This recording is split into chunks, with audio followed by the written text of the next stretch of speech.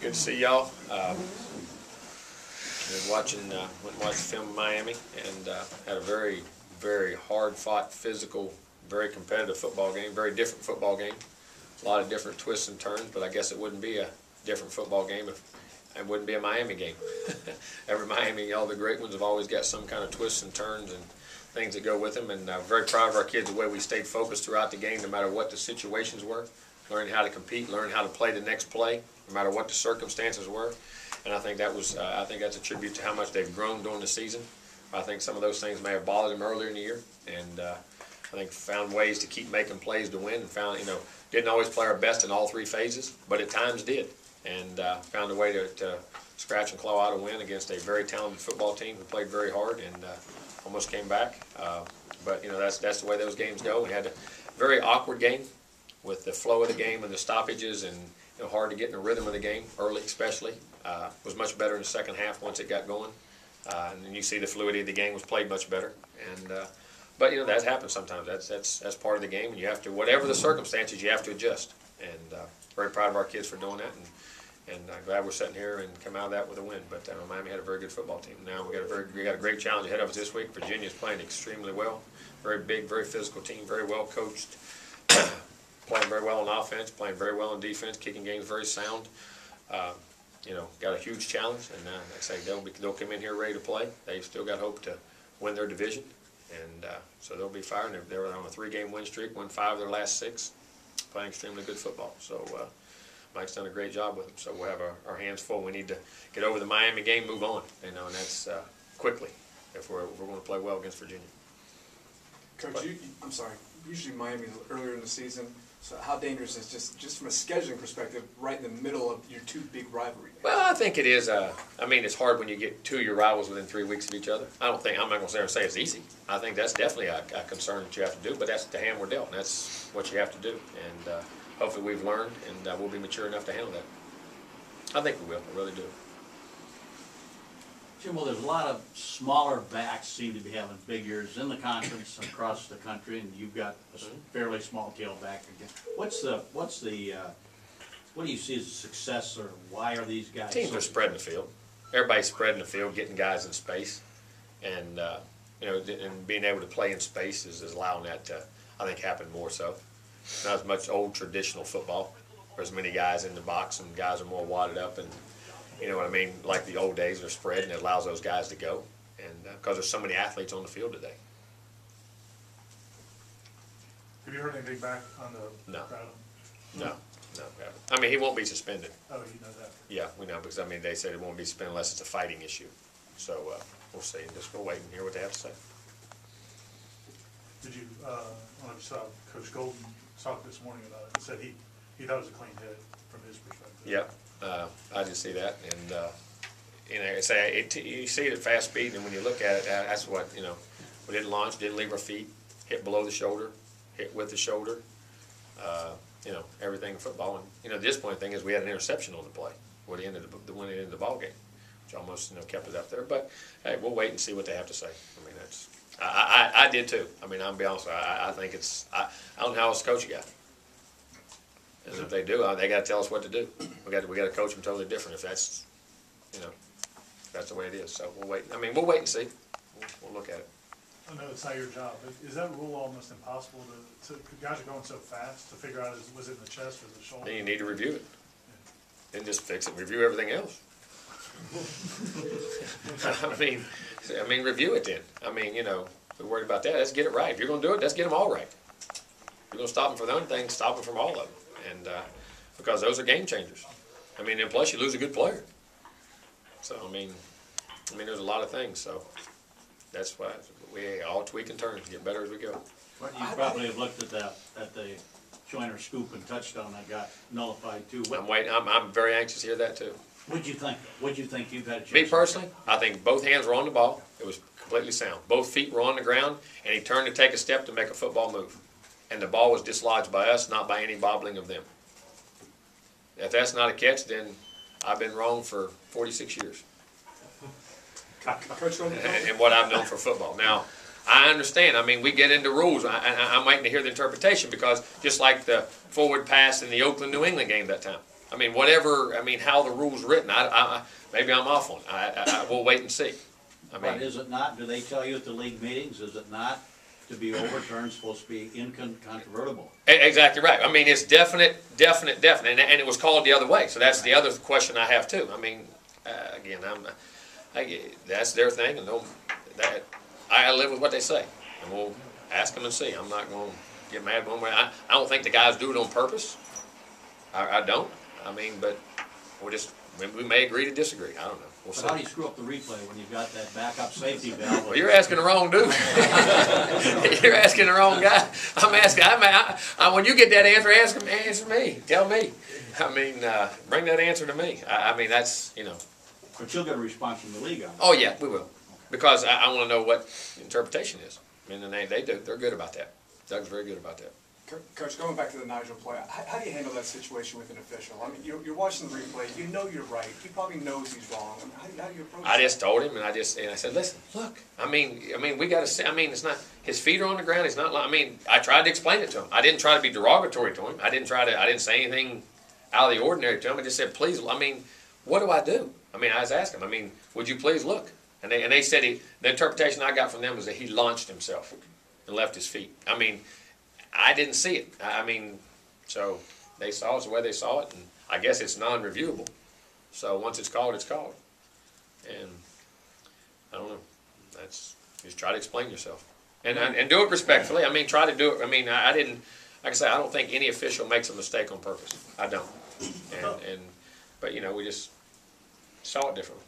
When Joyner's play was reversed, on TV you see him, like as soon as they announced it was reversed, he just got his helmet and ran back out there. Do you like the way the guys have responded? Yeah, well, we've coached them that way. We've tried to trigger that because you can't sit and dwell on it. All right, that's whatever it is. Play the next play, whether you agree or not. That's all we can do as a coach and the player. You know, sometimes coaches we may let it dwell on us longer than the players do, but the players definitely can because they got to play the next play. Now, as a coach, you got to call the next play, and those things do affect you, but you have to be mature enough and be in the game long enough to understand that. And I was very proud of the way they did handle those situations. Jimbo, with the speed of the game and the athleticism that's on the field, are there certain things you'd like to see changed to make these plays more definable, more replays, something of that nature? I mean, to answer your question, I'd say yes, but I don't have the answer. I mean, I could be like all the fans on Monday morning that have all the answers and all the things you want to do, but in hindsight, I mean, you really got to sit down and see how you got to do that, and without losing the integrity of the game or the fluidity of the game and on all the things that go on. I don't have an answer for that problem. You know what I'm saying? I mean, but you know, we just got to keep doing it. Can you talk a little bit more about the job Mike London has done turning around that Virginia team? Oh, done a great job. I mean, and the thing they did early in the season, if you look at their record, they won a lot of close games. You know what I mean? Won some close games, and what that does builds confidence, and they got that done, and he's got them playing very well. I mean, and has drastically turned them around. And even when we played them last year, you watched the game. I mean, they played very well. Missed a tackle here and there, and we were able to create a big play or two and got ahead and put some pressure on them and did some things. But you could tell they're a very well-coached football team a year ago. And it's just a matter, like I say, that the magical thing in this business is confidence. And when does it come into your program? And you know, if you have a couple of successful deals and all of a sudden it happens, and then kids start playing better and better, and their talent comes out better and better, and you play more consistent. And I think that's what he's got them doing, playing confident, playing good, and coaching them very well. Done a heck of a job. Coach London's daughter a couple of years ago was diagnosed with Fanconi anemia. Have you spoken to him ever since he was diagnosed? Yeah, we have. We spoke at some meetings, and he brought it to me that his daughter went through it, and she's as right now she had her transplant 6-7 years ago, I believe it was, and so far is doing very well, and everything's going great, which is terrific. And have discussed that. And, look, we had some different circumstances in some of our things, but it's still going through the whole process in general. We have spoken a few times. We're going to take a few calls off the conference call. Dave Fairbanks with the Daily Press. If you can go ahead and you can have a follow-up if you need one. Yeah, Coach. I mean, if you just wouldn't mind talking a little bit about just what Ethan's battle has meant to the family and just kind of how you all have dealt with that. Well, I mean, it's an ongoing thing every day for us because it's new. We just started 6 months ago, basically, and or 7 months ago, however long it's been now, and it's something we're adjusting to daily. But we've gotten in a routine, and to put things in perspective for us and our family, very much so. But also understand that it doesn't define us. that everybody, there's a lot of folks out there that deal with a lot of adversity in their life, that life must go on. It shows you. I mean, life doesn't wait for anything. It's never going to wait for football. And you have to deal with them. It's how you handle these situations, I think, that define you, and the impact you can have not only on your own child's life, but maybe helping some other child or some other person, that if you can help beat that disease, help them doing it, and we learn more about it. And I think that's what defines us as people. And as I say, being a football coach is only part of the role which you have. And God puts us on this earth for a lot of reasons. He puts things in your plate for a lot of reasons. And sometimes we don't understand, because I didn't, and I still don't. But hey, that's part of life. And a lot of folks out there that have to deal with a lot of worse things too. And how we handle it, I think, will help Ethan and help other folks in the future. And that's why we started Kids First Fund. Thanks, sir. Thank you. Tom D'Angelo, are you on? Yes, I am. Okay, go ahead. Can you hear me? Yep. Yep. Okay. Hey, Jimbo, you talked Saturday about Greg Reed and every play he wants to be a touchdown. And does that aggressive nature in some players, do you sometimes have to curb that? And I ask specifically because of his other position. When he's playing defensive back, you do. Sometimes be to a detriment. It does, but you have to. It gets back to, again, having to make the smart play. I think that's the hardest thing for very talented young men to do, to consistently make the smart play and don't always worry about the big play and let the big play happen. But at the same time, you curb it, but you don't want to take it away, because you have certain abilities there to create big plays. And that's the thing as a coach. That's why we recruit talent. You want the ability to do some special things. But when you get the guy that can be the consistent guy and then jump and seize the opportunities when the big plays occur, and be able to process and know the difference in the times of the game, and like I tell you, situations of the game, field positions of the game, all the different things that go with that, you get a great player. And I think he's continually growing in that capacity, and is getting better. And but you don't want to. Like I said all the time, I'd much rather say whoa than giddy up. Has some of that led to some giving up some big plays in the past, like the first couple of, as he was a younger player learning to play quarterback? I don't think there's any doubt, because of eye discipline. I mean, training your eyes to look at the right things and not want to go make every play on the field, and become disciplined in your assignment first, then falling into the big plays. Now, I think that, not only for him, but for a lot of guys. That goes for a lot of guys on our football team. Thanks, Jimbo. Thank you. Heather, are you on the call? Yeah, I am. Okay, go ahead. Jimbo, just taking it back to Ethan, how inspirational has Mike London's story been for you? It's we've met with a lot of families. It's very rewarding that they're doing fine. I'm excited for them. And there's been a lot of families, Mike's family, but many other families that have reached out to us that are dealing with it, and how they've dealt with it, and the circumstances that went with it have been very inspirational also. But there's no doubt. Anytime you see a success story and that things continue to go well, because that's the thing about the disease. It's not just a transplant. The disease never leaves you. It's the things that occur after the transplant that what we're trying to really find with our cure down the road to eliminate a lot of the problems down the road. And that's the thing we're fighting for. And not only the transplant, but the long-term effects of things. And I understand if you don't have any of the details right now, but are you having a bone marrow drive and meeting the Londons before the game, or do you guys have something planned? We're going to meet the Londons before the game and do something, and we're trying to do something. Part of our drive is bone marrow, but the bone marrow is totally different from the Kids First Fund. Bone marrow drive is something that's very important that we're backing here too also. And our players here and our athletes at the school have done it. People at the stadium did it for the game. There were tons of people here that did it. But we're also doing, the Kids First Fund is a totally different organization than the Bone Marrow Drive, because Kids First goes directly to Fanconi research, which is totally different than the Bone Marrow Drive, which we have. So we're actually doing both. And understand that there is a significant difference in the two. Okay, thank you. Jimbo, can you talk about Powell's performance, and is there anyone? Huge. I know you haven't seen everyone else, but is there any chance there's 10 punters in the country having better seasons? Well, obviously there are. Obviously there are, and I wouldn't trade him for anybody. I know that. He's dying.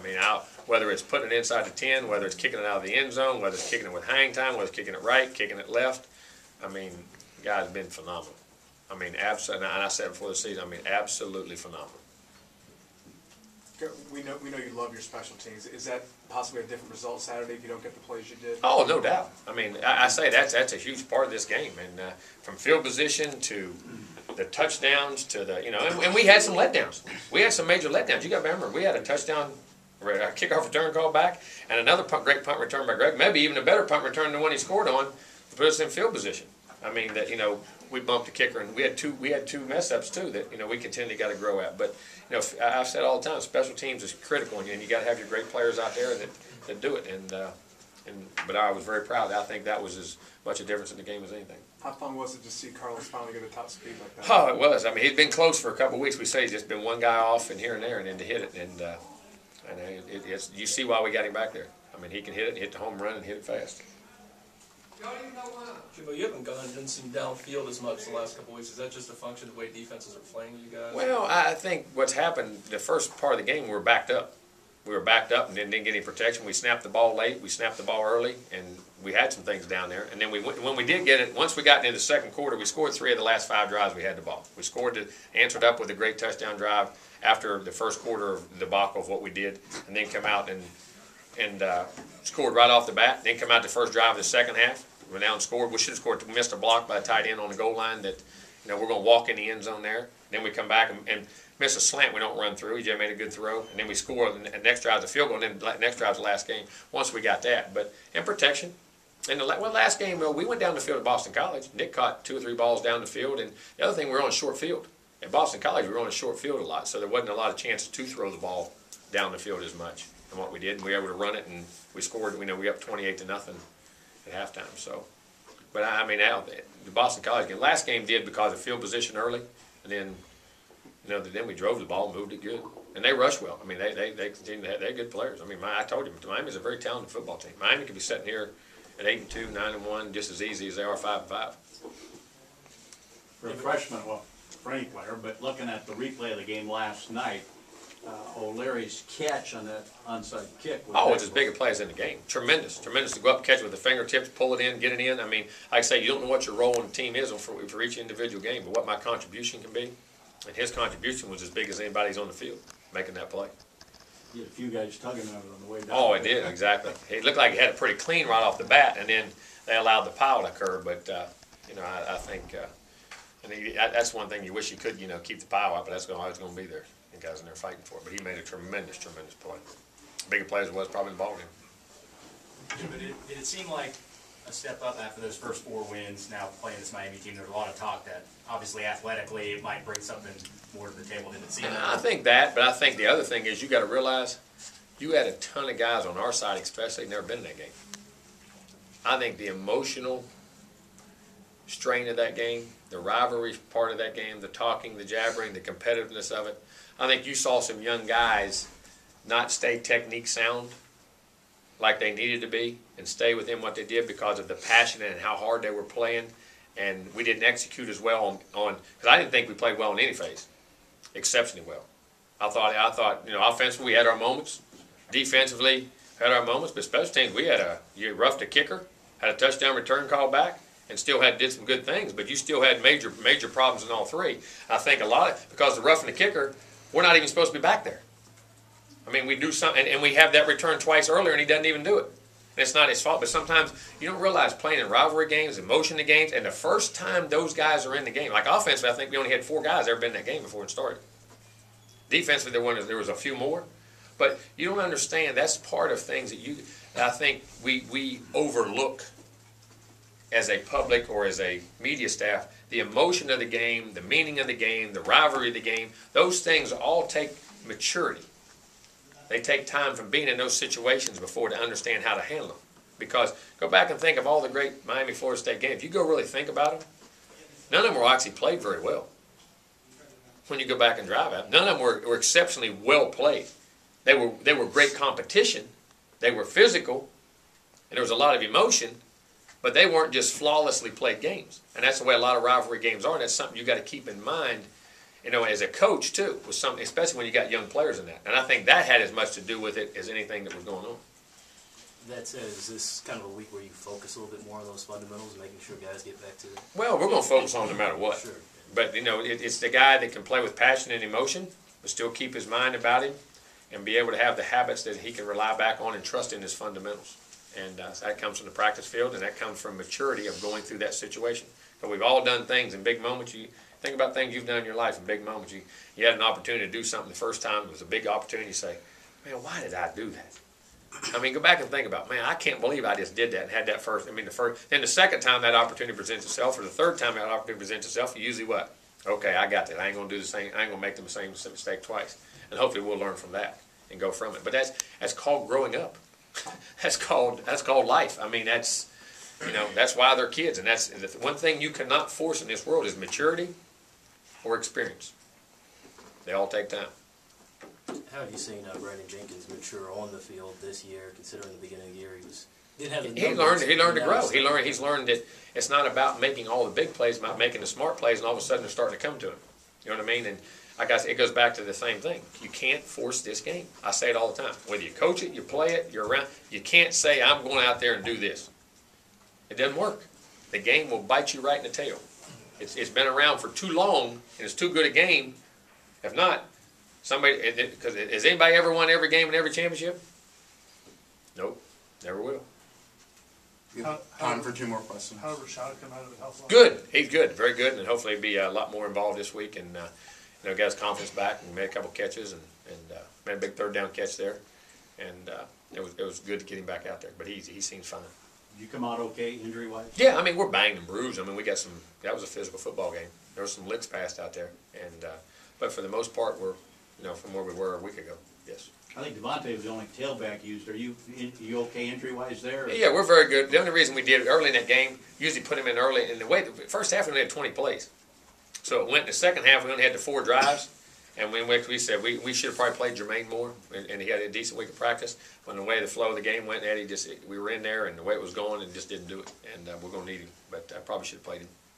Coach, well, I'll say that definitely should have played him. Last question. In terms of attainable goals for this team, how meaningful is it that you're back in the rankings? Good. I didn't realize that till today. I didn't even realize that. But I mean, that's a great thing. And it is very good for your program, your organization, where you're coming from. The respect the guys are getting back for you. But again, we can't look at that and say, okay, we got to be 1-0 at the end of this week. But it's definitely a good sign.